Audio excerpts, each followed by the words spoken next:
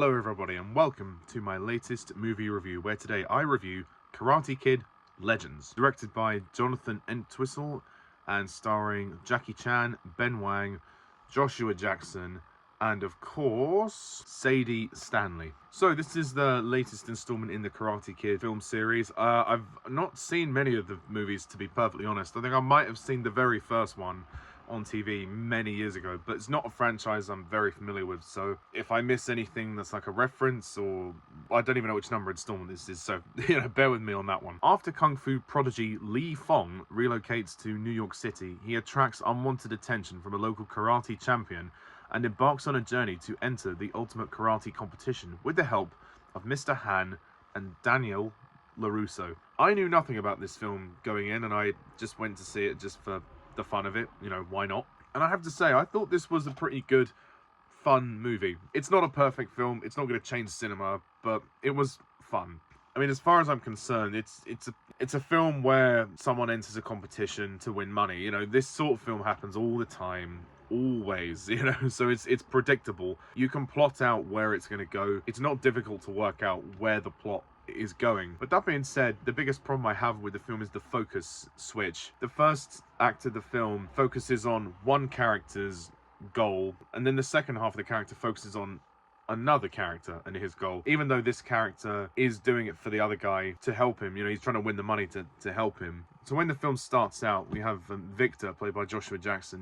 He owes people some money, and he needs to basically pay them back, but he wants to learn karate so he can defend himself against these loan sharks. And then Lee sort of trains him, and then unfortunately Victor fails, and then it focuses on Lee, who wants to then win the money from this competition to help Victor.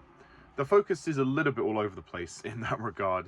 It sort of can't pick a protagonist. 1 minute it's Victor's film, and then it's Lee's film. It doesn't quite know how to balance the writing there. And of course, Lee comes across Victor's daughter, Mia, who is the love interest in this film, and that's basically her role. And Lee has to fight this guy called Connor, and there's not really much else to it. That's pretty much it. And Jackie Chan turns up to train him, and you know where it's going. This is an incredibly predictable movie. It's not a film that you need to think about very much, but it did leave me with a smile on my face. I had a lot of fun because he's quite charming, and I think the young guy, Ben Wang, is quite a charming actor. I think he's pretty good as Li Fong, and he keeps you engaged throughout the 90-minute runtime that is this film.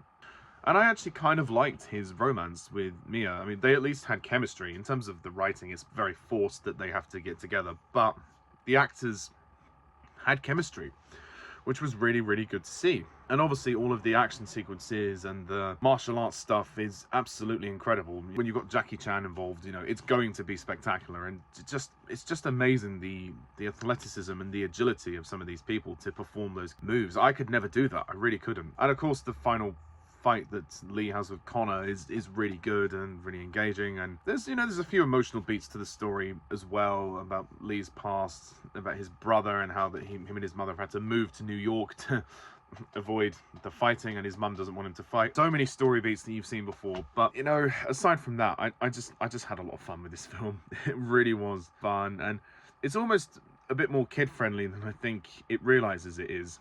I think the direction is pretty solid. It's pretty tight, and I think that's again, all the actors work well together. But yeah, Ben Wang, I really hope he gets more work, because he really does deserve it. I think he really is a very talented guy, and I appreciated the fact that this was 90 minutes. It was pretty brisk. It moved along. It didn't really drag too much, which was really good to see. The training scenes are what they are. They're very repetitive. They're very monotonous, but they're needed for this film.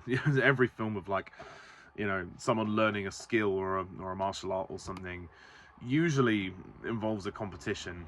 There's so many other films like this, like the street dance movies, where they have to practice and they enter the competition, and also School of Rock, where they enter Battle of the Bands, and then that's one of the only films that breaks the tradition of they're always going to win the prize. The people that you root for are always going to win the prize. But School of Rock broke that rule. So I don't know why this film couldn't have done that. But I suppose they needed a happy ending, didn't they? It would have been nice to see a few more dynamics with the writing and to see them be less predictable, because it does feel terribly ordinary and unremarkable. And I don't know how this compares to the other films, but quite frankly, the film is so charming in its direction and its performances that you really just, you kind of don't care. You kind of just go with it. You kind of just have fun with it. It's not meant to be, you know, it's not meant to be the most artistic piece of film. It is a very simple story. If you're new to the franchise like I am, then it's not a bad way to introduce yourself to it.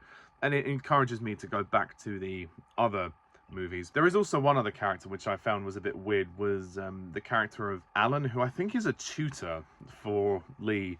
But he ends up becoming his best friend. Like, he's only a few years older than him, and he kind of just comes along for the ride, and he's there to be some weird comic relief character. Like, there's a scene with Mia and Lee where they're talking, almost getting very romantic with each other, and Alan is trying to play the guitar and he's singing very badly. I thought the humor was slightly juvenile there, but, you know, that aside, it is forgivable. So overall, I think this is a decent movie. It's fun, it's entertaining. If it ever came on, I'd watch it again, but I wouldn't say it's anything spectacular. I will score Karate Kid Legends 7 out of 10.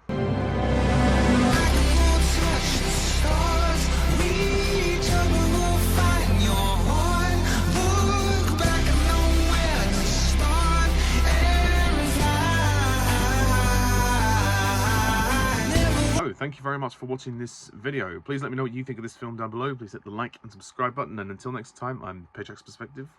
See ya. Bye for now.